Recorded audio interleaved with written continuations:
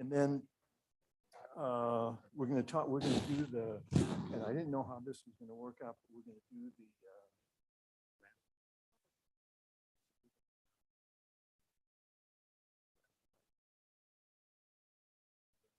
we're done with that. Kick.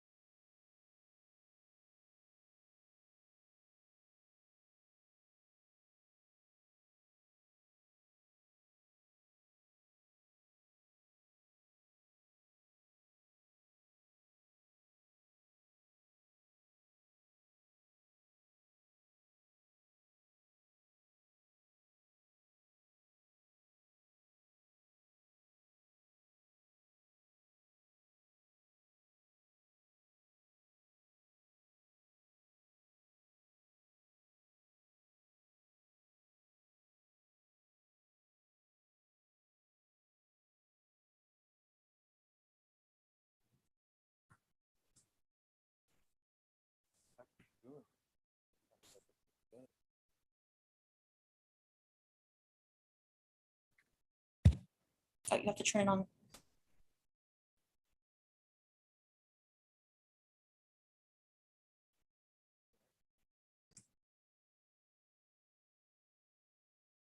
Testing. No. I'm testing it. There you go.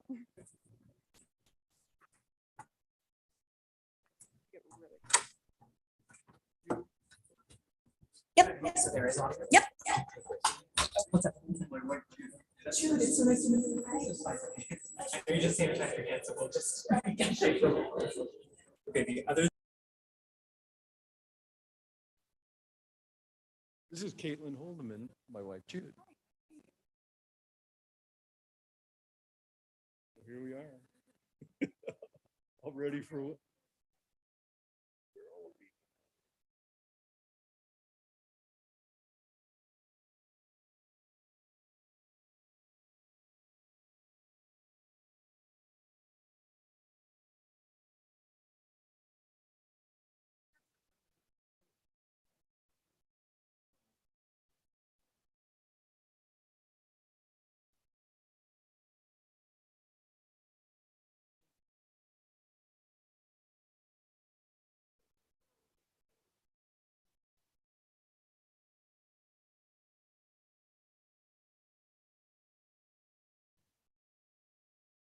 We're debating who's going to be the most nervous talking on the microphone.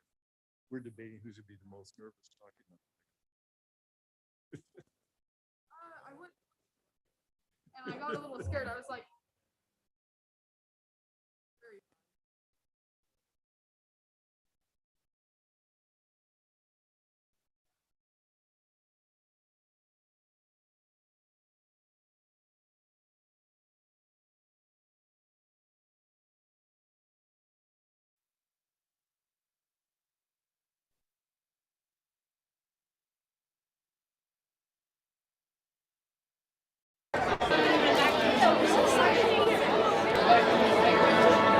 I can't see.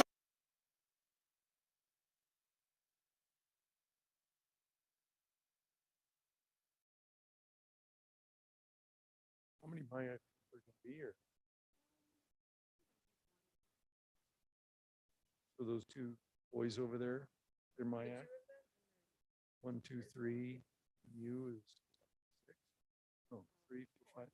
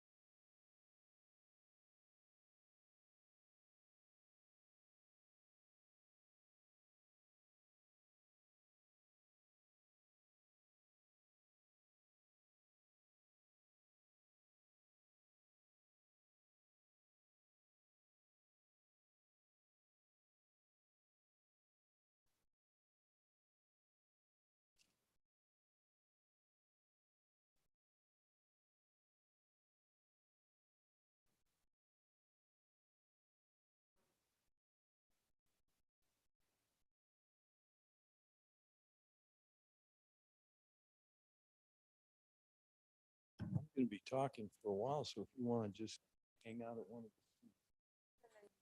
And then when I call your name, I'll just say Caitlin. Or even like right. Okay, that's fine. Yeah, just so I have like a little. Yeah. Here.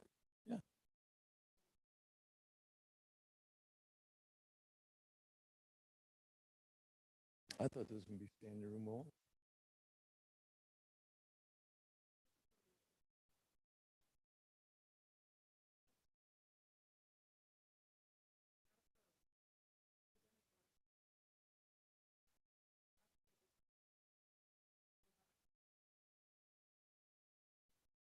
That would be trying to get some help.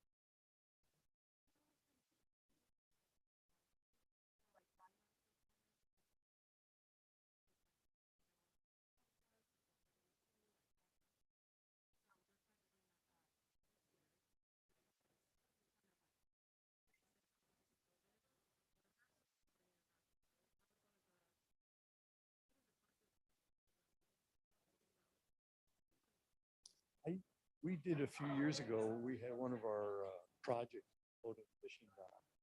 So we had to make a presentation to the Parks and Rec Commission.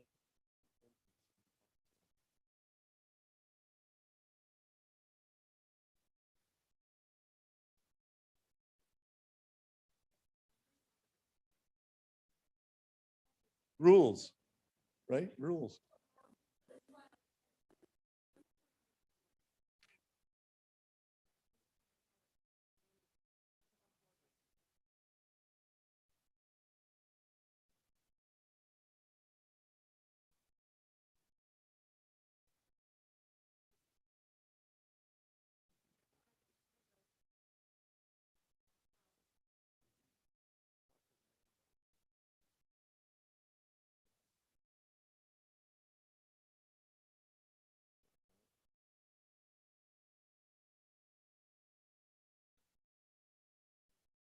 Yep, It's back.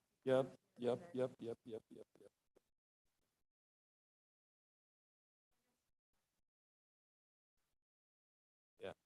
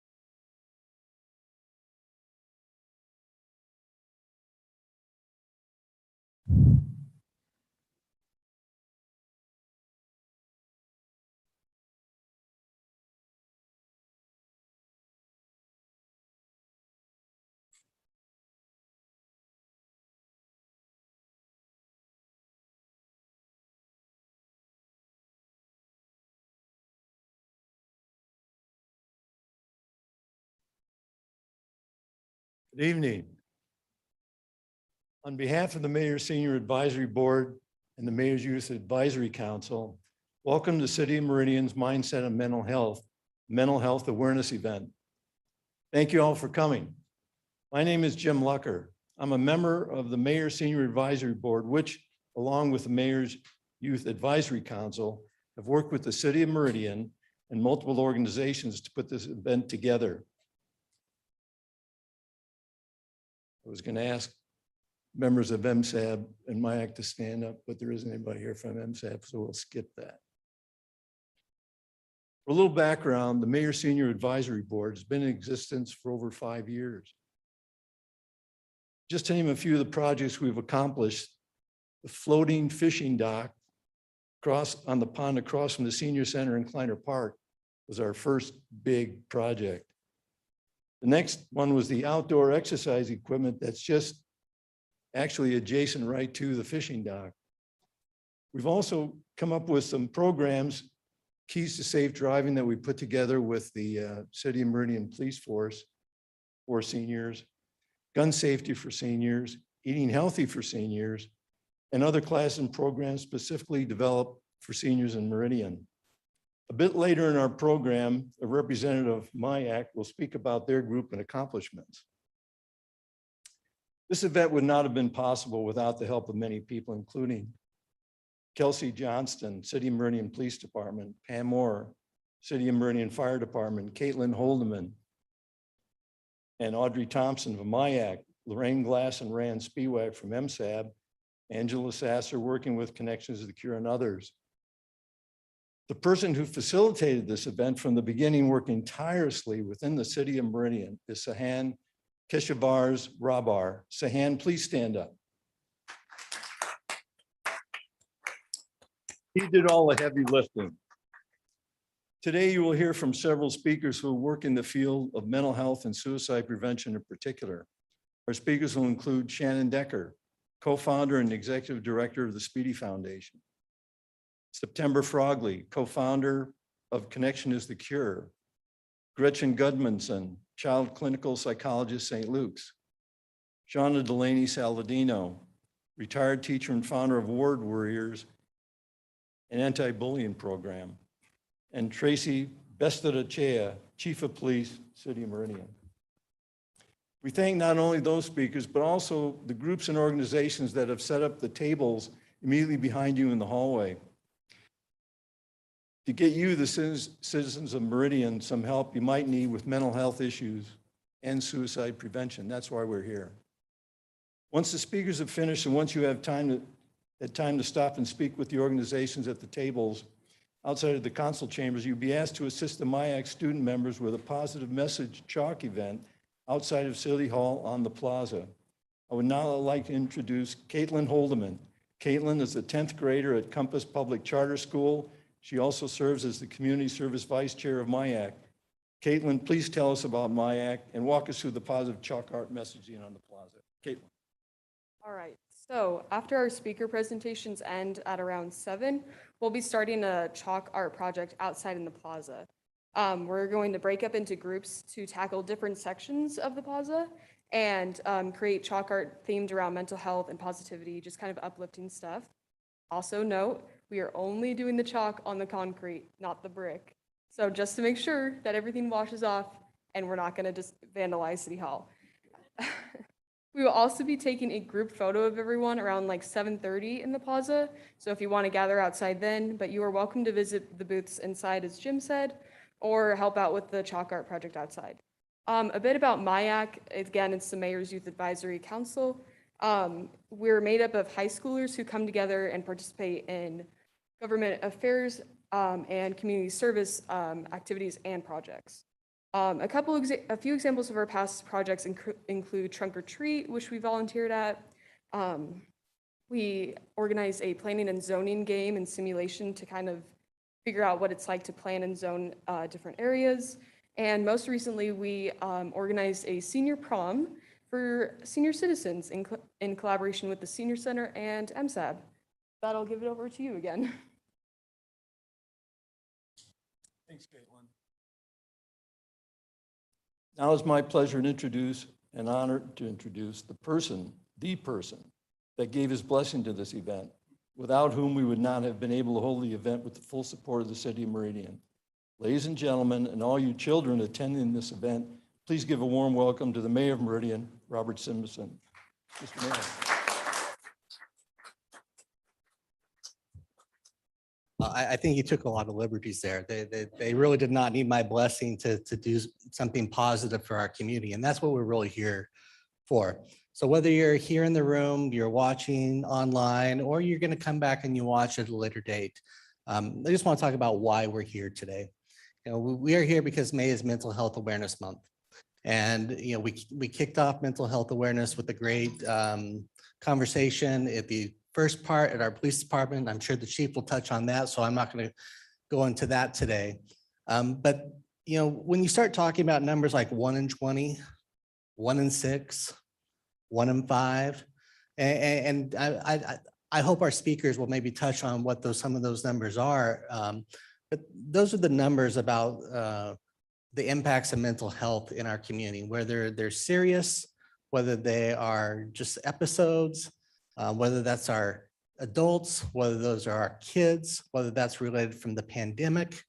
Mental health is a serious concern, and we're seeing it become more and more of an issue that we all need to get educated about, recognize the signs, invest time, energy, and resources so that we can be there to help those in need when we see the impacts of it occurring. And that's what we're really doing here tonight. You know, we're here tonight to really focus on the education part of mental health awareness. And we're under the theme Together for Mental Health.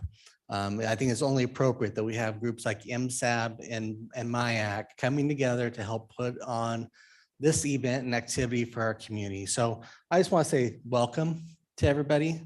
Thank you to everyone who's invested time and energy. Mr. Lucker already took all my personal congratulations that I was going to do. So just know that goes doubly for me for those efforts related to that. And it's great to see MIAC and MSAP continue their partnership of working together to benefit our community.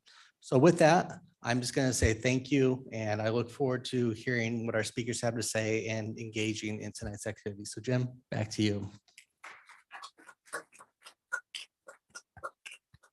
Thank you, Mayor Simpson. We'll now hear from our speakers. Our first speaker is Shannon Decker. She's the executive director and co-founder of the Speedy Foundation. Shannon taught at West Ada's Ponderosa Elementary and obtained her master's degree in educational leadership. In 2011, she lost her cousin, three-time Olympian and Boise native Jarrett Speedy Peterson to suicide. At that time, Idaho was one of the few states in the nation that did not have a suicide prevention hotline. The Speedy Foundation was launched, and by 2012, Idaho's suicide prevention hotline was up and running. That was one of the first projects undertaken by the Speedy Foundation. Shannon Decker.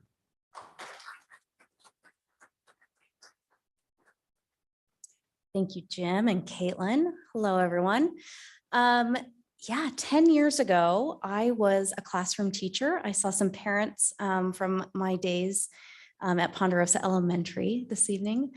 Those kiddos are now in high school, and several of them have graduated, sending me notes. It's just so wonderful to see them growing up. 10 years ago, I lost my cousin to suicide, but the piece of me, the educator part of me, was the part that really hurt. I had a second grader who told me that her parents would be better off when she was gone. And from my seat at the head of the classroom, I didn't know what that meant. I got my gut, though. I knew that something wasn't right. And so for an 8-year-old to say that, it sends chills up your spine. I reached out and I grabbed my mandated child reporting materials. And I went through that to see, what can you say? What are you supposed to do? What are the steps to notify when a child is thinking about hurting themselves? And there was nothing. It was only about child abuse. And it had nothing to do about self-harm or suicidal thoughts. And it was alarming. I will say 10 years later, things are very different. educators, law enforcement, healthcare systems, we're talking about the worst situation that could be out there. And so the way that we frame things at the Speedy Foundation is if you can talk about suicide, you can talk about anything. And there will be other presenters tonight to speak to, how to talk about suicide. But from my perspective, my years in Meridian, there was a need. There was a need in our family. There was a need in my classroom, and there's a continued need. So what's changed in 10 years? A lot. The Idaho Hotline Call Center has turned 10 years old. And if you have your cell phone with you, I encourage you to take it out and make sure that you have the hotline programmed into your phone. The phone number is 1-800-273-TALK or 8255. And in very exciting news, this summer nationwide, that number is going to be shortened. The new suicide hotline goes live in July, and that will be 988. So we'll have 911 for physical health and safety emergencies, and we'll have 988 for mental health and emotional emergencies.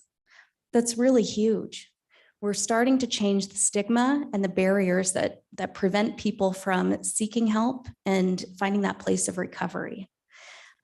Changing up our system of care and our crisis response is huge. Meridian has done a lot of work in that regard, as has the state of Idaho, with our crisis centers, our crisis hotline, our mobile crisis units. In the past 2 years, these COVID years, there's been an incredible shift. We now think of mental health the same way we think about physical health. There's been funding and federal monies allocated to supporting this, and that's a huge shift that we're not going to walk away from. I think that as citizens, we're going to be demanding that level of care continue. And with the Meridian Youth Advisory Council, you know that they are going to be leaving their homes and entering the workforce, expecting that their mental health will be on par with physical health, and that as a society, we're going to have to adjust to that expectation. As an educator, I left the classroom and I started working on mental health literacy. And so through the Speedy Foundation, we've offered QPR trainings, which stands for Question, Persuade, Refer. We offer mental health first aid, youth mental health first aid, and wonderful, robust community conversations. I encourage you to stop by our booth or check out our website. Our campaign is Mentally Covered. We believe that everyone should feel mentally covered and have access to those resources. We have a screening of a film that's coming up at the Jump Building on June 30th to just further the conversation about social media, technology, and our mental health. So I encourage you to join us if you're able, and just rally behind the community work that's being done here in the city of Meridian and across our great state. Thank you.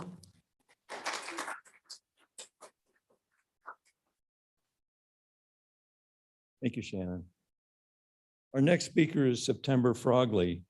September is the founder of Connection, the co-founder of Connection is the Cure. It was founded after September lost her brother to suicide a year ago. Since founding Connection is the Cure, she has worked with various mental health and suicide prevention organizations, and on January 5th of this year, produced Connection is the Cure, which was held at the Idaho Center in Nampa. Over 10,000 people attended the event, September.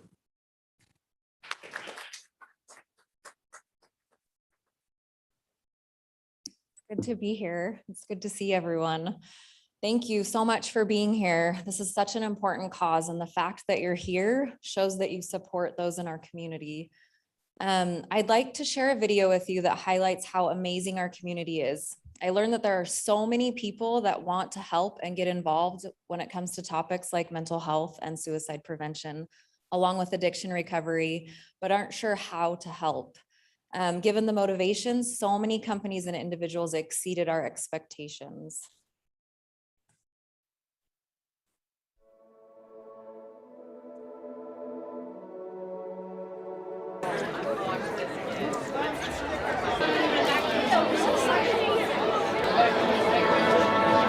can't see through the window. So when this event first was in the very beginning planning stages, the sponsorships and donations that we needed to be able to pull this off and make this a free event seemed a little daunting. And very shortly after we got started, we realized that there were a lot of people in our community that were willing to put money towards this event because they saw the importance of it like we did. That was very humbling. I think that a lot of businesses in this local community, they see these things as an issue and they want to see things get better as well. So to be able to see people jump on board, I think really opened my eyes to the generosity of this community. At Youth Church, we provide a place where people just connect and have a community with each other. I've chosen to participate in this event because I think it's a great message that all of us need to hear. There are too many people out there that are really struggling, and they need to know that there's hope and that there's people that care about them and that want to help. We support the program that's happening here with Connection for the Cure. We're here to help support not only community, to know about suicide awareness and the importance of mental health. Connection is the cure! Connection is the cure! I just want you to understand there's people out there that are close to you, that are fighting this quiet battle. And it just takes communication. It takes time. It takes us a moment to look up from those cell phones, those computers, and to really connect with people. So let's get a clap chant going with this. Because guess who's coming up right now, ladies and gentlemen? Get the lights up, make some noise for Alex Boyer!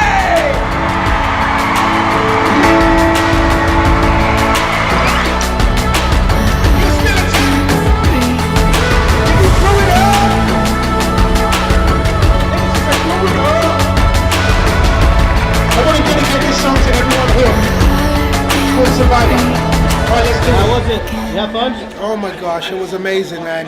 Wish I could do it again. I've never just felt so much electricity in like one place. Like Boise was on fire, and I'm so glad they turned up. And hopefully, you know, this is something that will continue even after I've gone. So that's what we wanted. So it's just been amazing.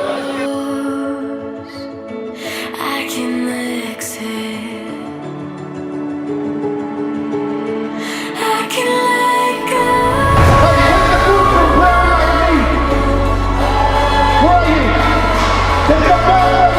If today was the last day of your life, what would you do different?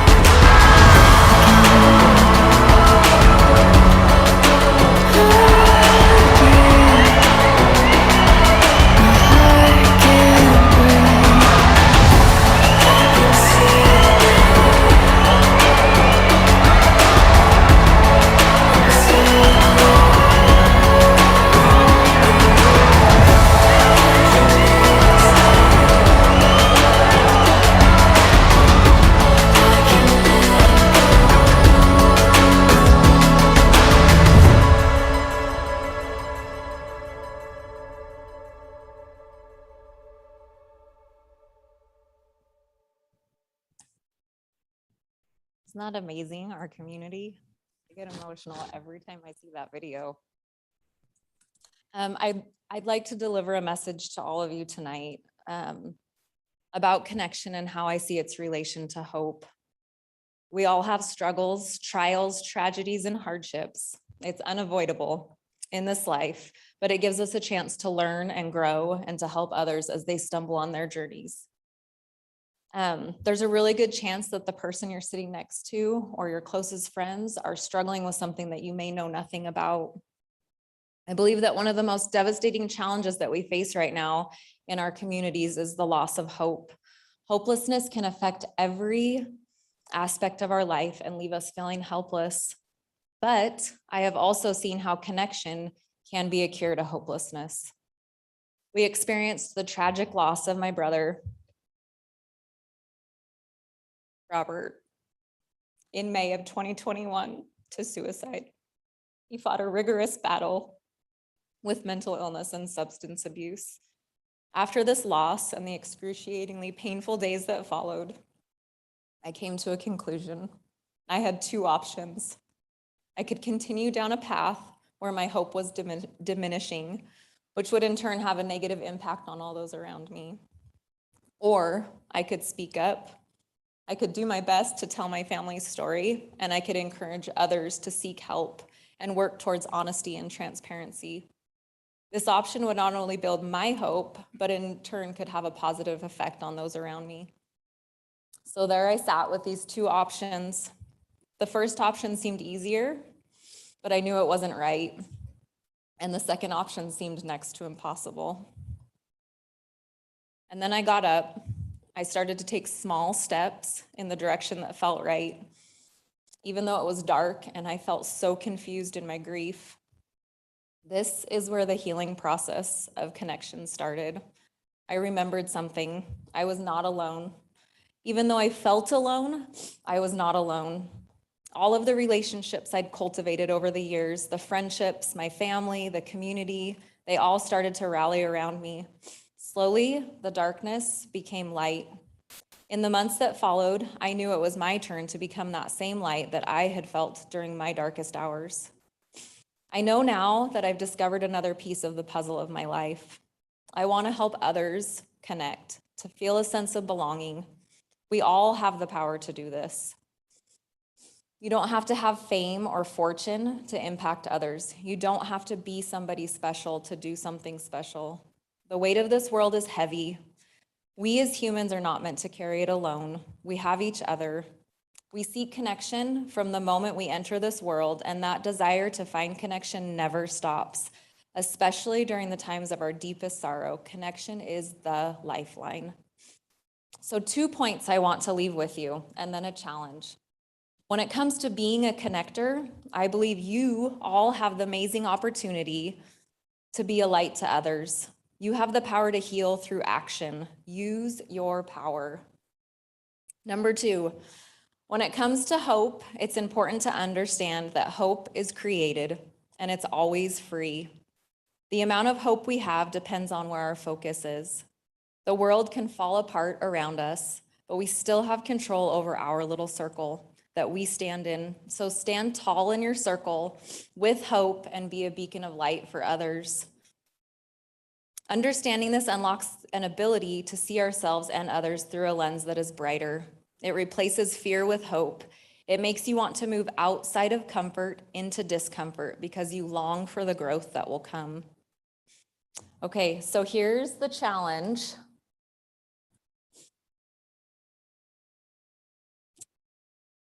It's called the Take 10 movement, and it came from my friend in Arizona that works with a lot of people that are seeking for hope and healing. The challenge is to take 10 minutes a day to make a meaningful connection. Here's some guidance to get you going, and I can't see that because my vision is so bad. So here, I'll pull it up real fast, maybe. Okay, so spend 10 minutes a day making a meaningful connection. Make the connection face to face. Do something that alleviates stress and listen to them, engage in conversation, and then leave them with a message of hope. We have little handouts at our table back there that are just pocket size with this direction on there. So you guys can grab one before you leave. When you do this, if you will get on social media at some point in time and share your stories with us so that we can show other people that this is possible, that we can start doing this, that we can start this movement. And remember, if you can't find the light, become the light. Be the person that takes action. Thank you again for being here tonight.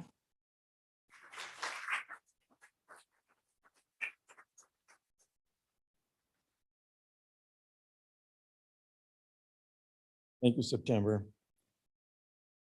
Our next speaker is Gretchen Gudmundson. Gretchen is a child psychologist, clinical psychologist at St. Luke's, where she oversees the care of high-risk adolescents and co-chairs the Suicide Prevention Collaborative. Gretchen.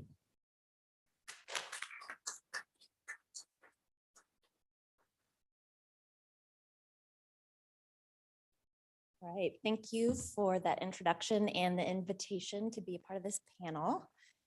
In addition to being a psychologist, I'm also a native Idahoan, a mom, a sister, a granddaughter, cousin, could go on and on. But I'm also have been touched by suicide and suicide loss in my personal life and professional life. And I'm thrilled to be a part of this panel, in part because I think September and other speakers are touching on things that I would probably prioritize, things like connection, things like standing up for one another, really taking stock of how far we've come in the last 10 years. And because they're going to give that such due attention, I'm going to put on my psychologist hat right now, today, and talk a little bit about how we as a community in a village, what we can do when we're concerned about those we love or those we don't maybe even know so well. We're all responsible for each other, and we're all capable of being supports for one another. So for just a little bit of background, a reminder that suicide,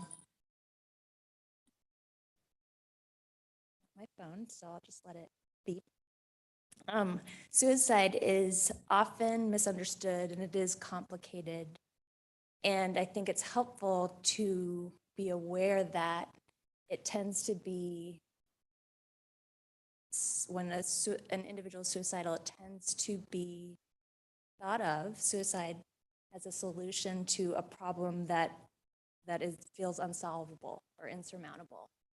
It might be one's pain. It might even be the really kind of paradoxical situation of feeling like, oh, if I ended my life, I would reduce others' pain and my burden on other people. And this is often where individuals who have suicidal thoughts or who die by suicide, kind of what they're thinking and where they've gotten to. One really positive aspect to suicidal thoughts are that they tend to come and go. So they can ebb and flow depending on what's going on. And so in our communities, it's important to be able to create time and space and to give people connection and hope to ride out those really low and hard times. So I want to give you a little humor, whether you're 82 or 6. I love the wide age ranges that we have here today. So that, again, you can always just be on the lookout and even be vulnerable, have connections to potentially save lives. So the acronym, there's probably a dozen in the education community, but I like the acronym LEARN, that the University of Washington has a program called Forefront Suicide Prevention. And this is education that comes, it's for kids, it's for adults, but I'll spell out what each step is. And I'm going to give you some homework too. So between September and we're giving you a couple of assignments. So L in LEARN is look for signs. So it sometimes can feel illogical, but you'll hear probably over and over again, even tonight, suicide is preventable. And often there are warning signs. And so again, you might be more ready to see those in people that you know and love. And so if you notice kind of a change in someone's behavior, they're not responding to your texts, they're not coming to your class, whatever that is, it's tempting and maybe easy and maybe accurate to think, oh, they're just teenagers or going through puberty or what have you. But it's okay to ask. And that sort of leads into some of the next pieces. So be aware of changes in people that you know. The E is empathize and listen. So again, your first question might just be, everything okay? You seem kind of different. And then simply listen. Sometimes it's hard, but we all know how to listen. Would be present, curious, empathic. This is not a time for judgment. It's not necessarily even a time to argue. You might find other moments to tell them how wrong they are, that you would miss them or things like that. But just really listen. That can be very powerful and protective. And then if as you're engaging, with people, trust your gut, pay attention to warning signs, and the A is ask directly. If I had only 30 seconds to talk to you tonight, the one thing I would have you walk away with is how protective and important it is to ask direct questions about suicide. I think there's a myth, and it's understandable, that you might cause suicide or plant a seed that wouldn't have come to fruition had you not asked the question.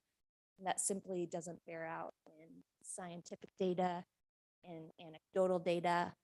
And so I want people to not be hesitant to ask those hard questions.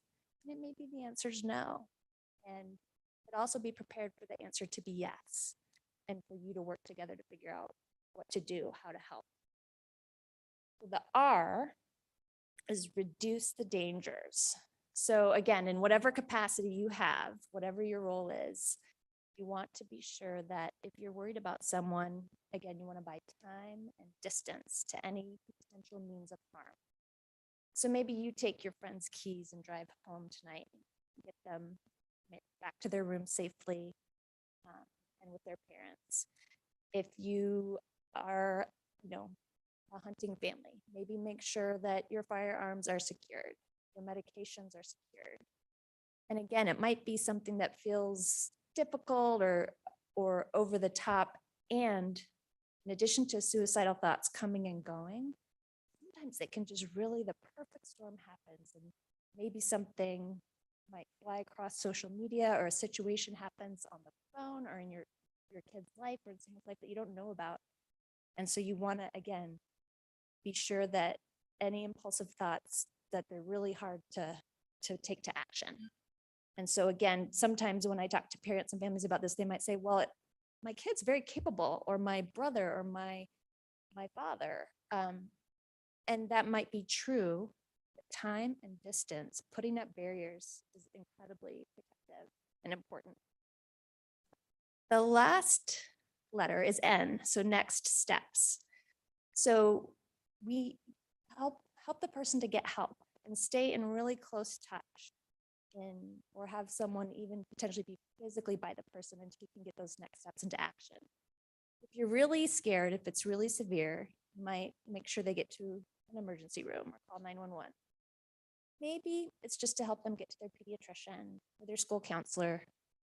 But right now, as far as we've come in the last 10 years, I think in part due to decreased stigma and more openness about these difficult topics, the need for mental health services is it's really off the charts. And we really, in addition to getting people to those more kind of professional, official services, it is incumbent upon all of us to do what we can. And even if it's just to sit with and hold and bear witness to people's really tough emotions.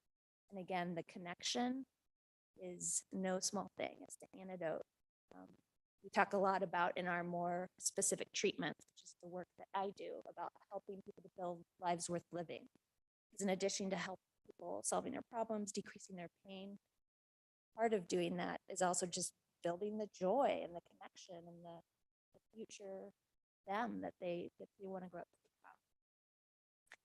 So I'm going to end with your homework, and that is to practice. We learn by doing. So in the next week, I want you, with your partner, with your friend, with your coworker, practice asking directly about suicide.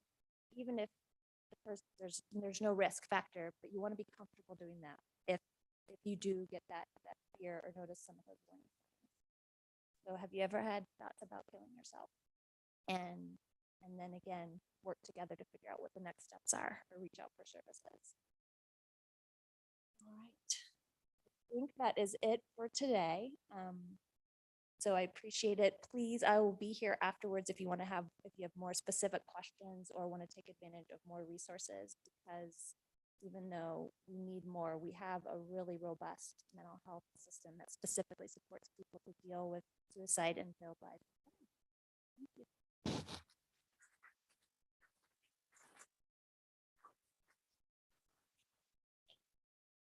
Thank you, Gretchen. Our next speaker comes to us by way of California. Shauna Delaney Saladino is a retired school teacher from the San Jose area of California. While teaching in the San Jose school system, she encountered a large bullying problem among the students. She developed an anti-bullying program that was used in the school system she worked in. She has a master's degree in education and is the founder of Word Warriors, an anti-bullying program. Shauna.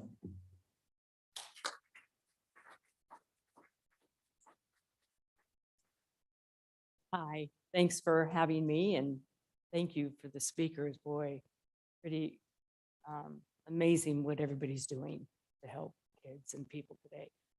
I'm not originally from California. I'll just let you know that. My last 10 years of my education, I finished in California, but I'm basically from Oregon. I developed Word Warriors basically with middle schoolers. I finished the last years of education with middle schoolers. And Word Warriors is a program truly about fighting the emotional darkness of our times, because that's really what we're in. We hear about dark ages. This is an emotional dark age. And we have to become aware of that. And the school system really has to become aware of it, because that's where I really, really see from kindergarten all the way up. And if what they're doing is they're believing these negative thoughts. And it's almost like our culture is programmed with judgment, criticism, and condemnation. And working with middle school kids, they literally did not know how to give a compliment. And that's pretty tough. So you know that pretty much with 800 kids in a school, what they're hearing all day long is what they're not and how they look. So this program was built out of it. Word Warriors use their words to build self and others up. They truly understand that words do have the power of life and death. Word Warriors, they're here to fight the war on words. Let me see if I can do this. No, oh, there. What we have to really do is we have to all start to think about our thinking. We have to change the way we think. We can't just allow thousands of thoughts to come in without taking in account of, is this a thought that I want in my life? And that is what I found kids and adults we don't have. We just let these hundreds of thousands of thoughts go through our mind.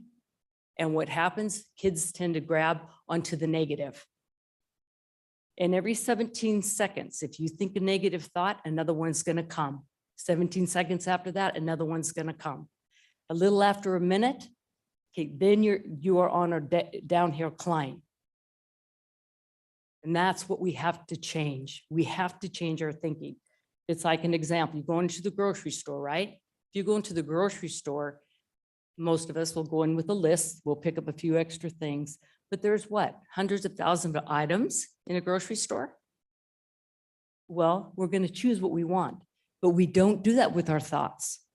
And it's vital that we do. And especially teaching kids, you have to only receive positive, uplifting, edifying. Otherwise, you're going to receive the negative. And then the results, and we're seeing more and more of it, unfortunately, is suicide or kids hurting kids. Okay, Word Warriors, we learn about our thinking is really what the focus is. Like I said, with over 50,000 thoughts a day, we have to choose to think what we're going to think. Our thoughts become our beliefs. That is what is scary. Our thoughts, eventually, if we put attention to them, and this is what's happening with kids and people who end up taking their life, is their thoughts have become their beliefs. And pretty soon, there is no hope. I don't have to do all these. Emotions.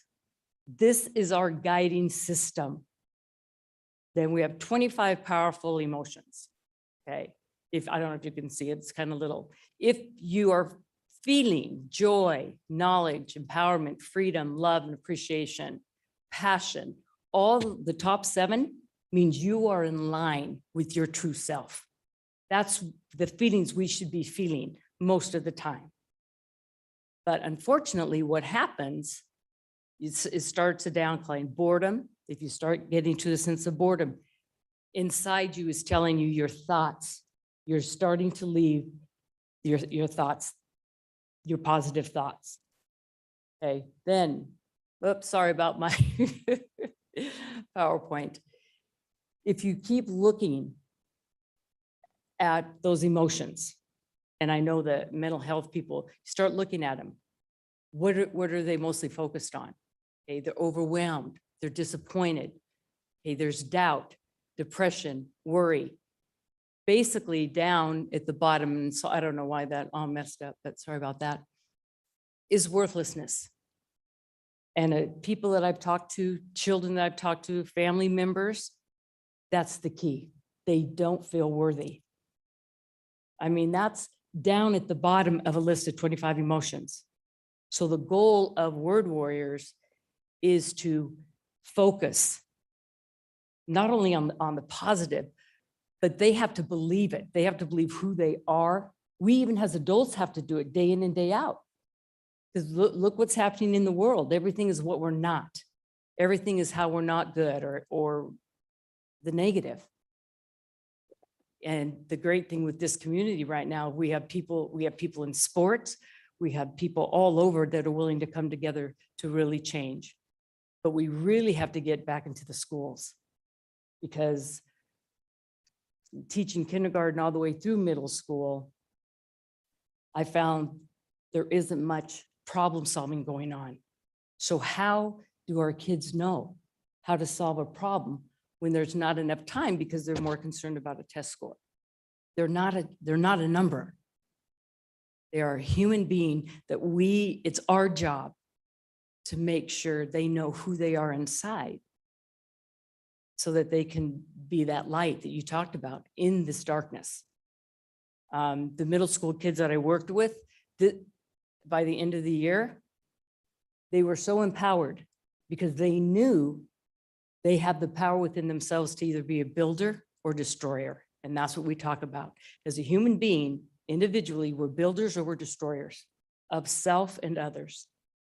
And so the job of Word Warriors it's totally based on the individuals. It's teaching kids, how do I give a compliment? Not only to but how do I believe that about myself? And how do I give that to the next person here? So let's all come together as one instead of being separated and coming against each other, destroying each other. It's time we really come together and start changing the darkness into the light. Anybody wants more information, just let me know. But again, thanks everybody for being here. And may Idaho be the first state that really changes and we get that suicide rate way, way down. So thank you.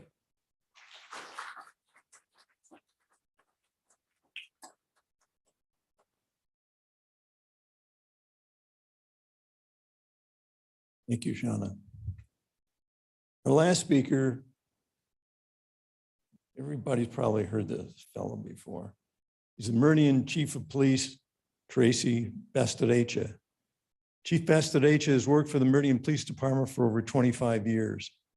During that time, he's worked very hard to create a culture of treating everyone the police come in contact with dignity and respect. He has been an innovator in police use of force and is currently part of USA Judo's task force for the police professional program. Chief Bastadecha is working very hard to improve Meridian police officers' physical and mental health, knowing those who are here to protect us can't do their job if they are not healthy themselves. Chief.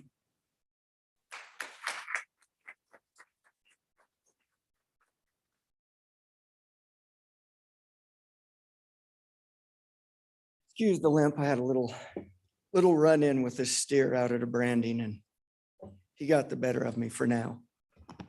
We'll have the last laugh. So one of the things that we talk about a lot and that we saw coming into fruition in around 2010, 2011 was when they started cutting funding to mental health services in the state of Idaho.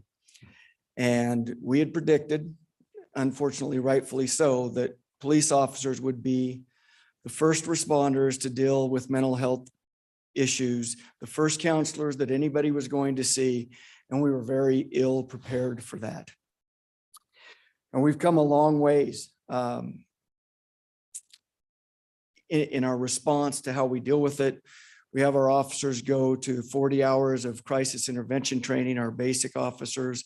And this last year, we just stood up a crisis intervention team, which has 2 officers, Michael Panther and Ashley Horvath, who've had above and beyond training dealing with mental health issues, as well as bringing on a professional clinician, Sam Lukey, who is going to work with them. And our goal is to, one, make sure that we're responding to the calls with our officers that we need to. Unfortunately, whether you like it or not, whether we all want to talk about police shouldn't be the ones responding to the majority of these calls, when you call 911, the fire department is not showing up. The paramedics are not showing up to these mental health calls. We are the officers that are being dispatched to those. And we know from our history and the majority of the calls we go to, we know those calls where a uniformed armed officer should be responding and where we don't need that type of a response the majority of the time.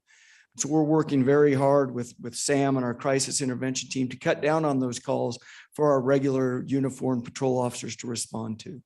We want Sam and our team to follow up with the people that we come into contact with, make sure that they have the contacts that they need to have, make sure that we are providing them with the resources that they need to have, and that we're getting them to the appropriate facilities that they need to go to.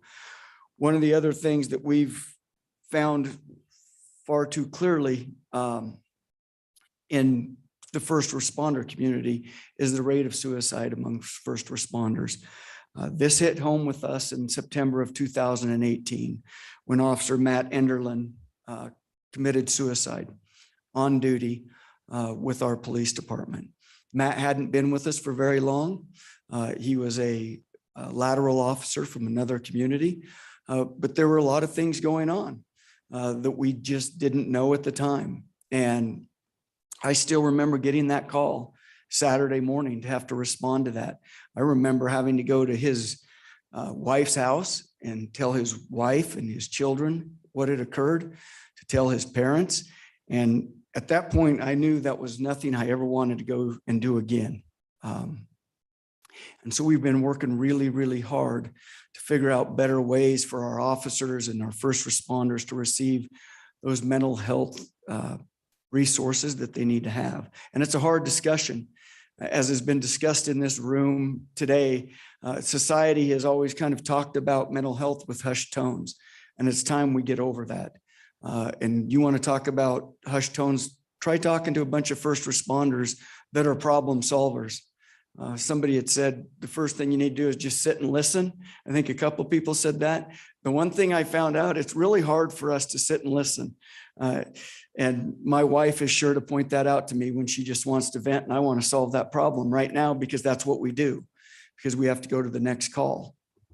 And so we're working really hard within the first responder community. We're standing up peer support teams. We are standing up crisis critical incident stress management debriefings. So our officers, our first responders, our fire people, our paramedics, they see a lot. They go to a lot of calls, and then what? They're expected to go to the next call, right? We go to baby deaths and we're expected to go to the next call and everything's okay. When I started on doing this job over 25 years ago, that's what you were told. Suck it up, move on. You got the next call to go to. You didn't talk about it.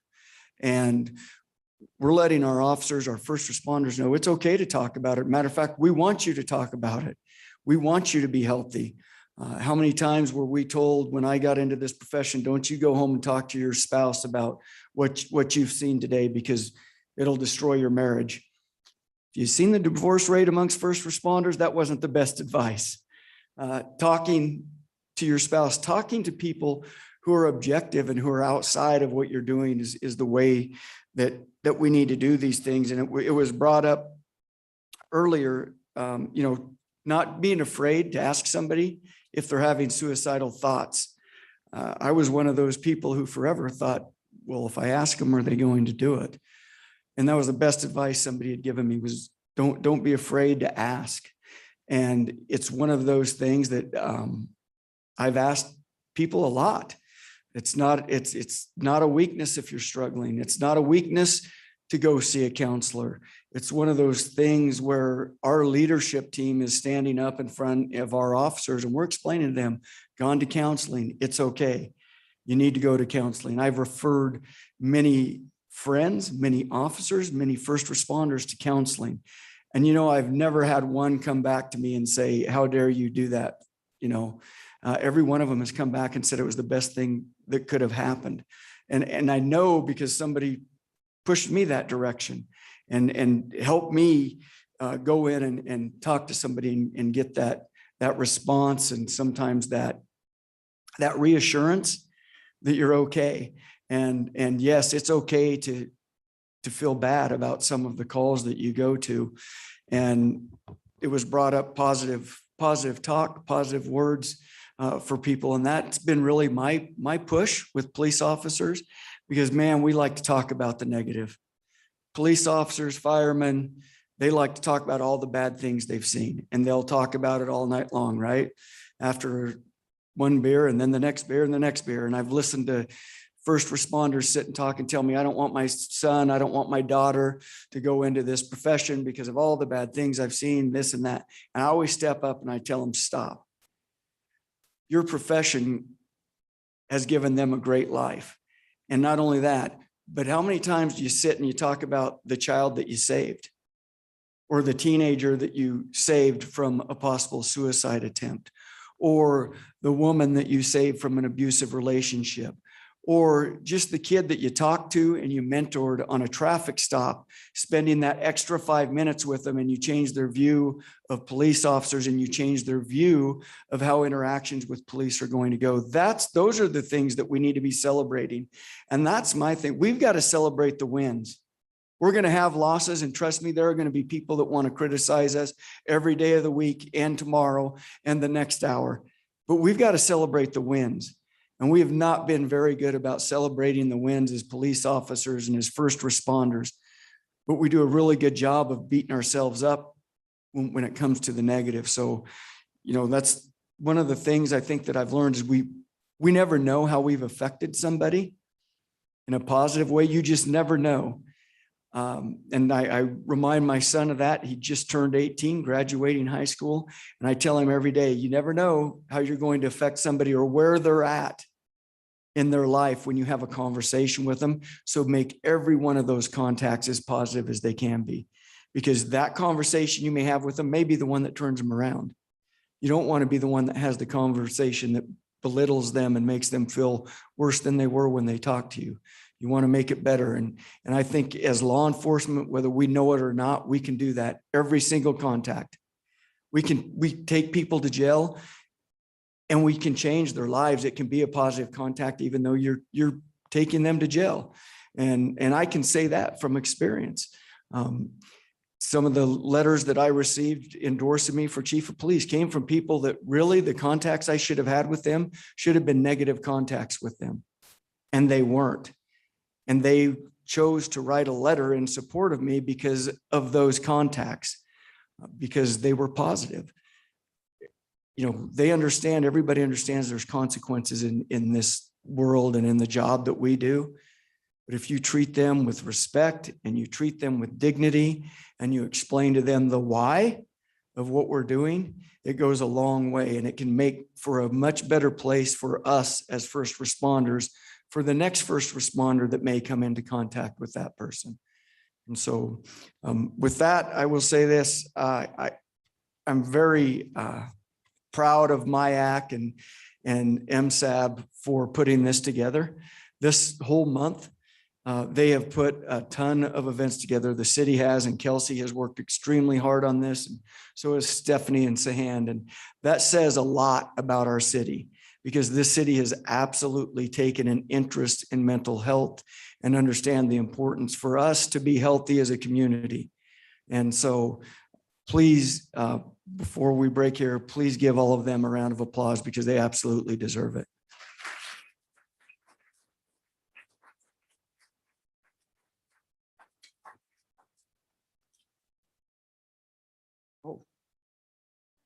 I will. So our vehicle, we have a vehicle to get the conversation going around mental health. It's has a green ribbon on it. Looks a lot different than our other vehicles.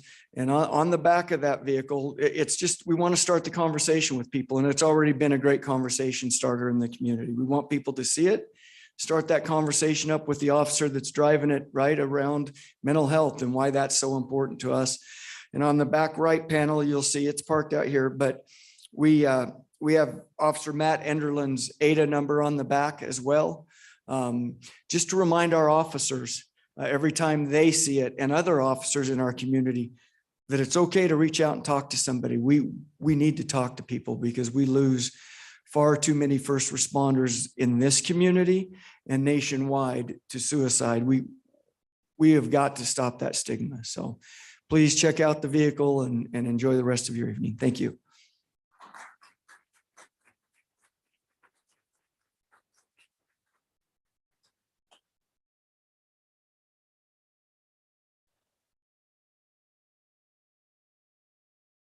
Couple of things before we end this. Did everybody get a free raffle ticket when they came in? Okay, make sure everybody realizes it's free. And here are some of the things that are going to be drawn for. A gift card to Cabela's for $25. A gift card, a $25 Visa card. A gift card for $50 to Royal Coffee. A gift card for $50 to Fred Meyer. Crumble cookies, 1 box. Crumble cookies, another box. And here's the kicker. A Pure Summits is offering a free family rafting day.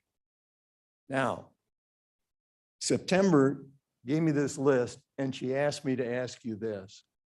If you win that raffle ticket for the Pure Summit rafting day, you can take it and you can use it, you can have some fun. But if you know somebody that could really benefit from it, give it to them. You'll feel better giving it to them than going on the rafting trip, I guarantee it. Now, I want to thank the MIAC volunteers. Raise your hands. These kids,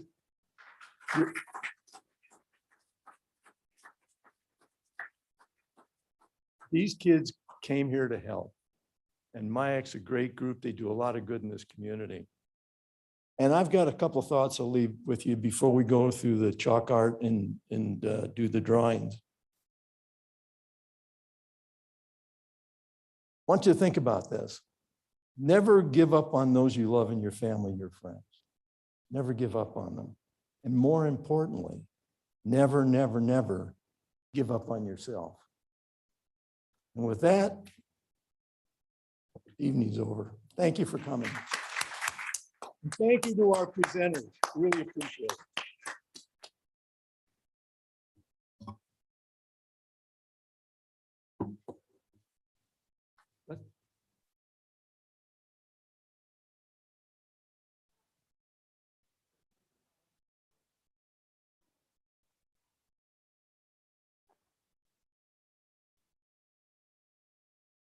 Before you leave, Caitlin has something to tell you.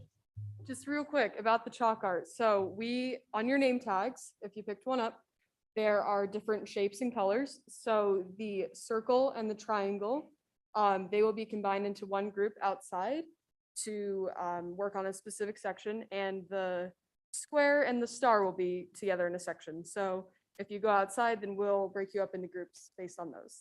Thank you.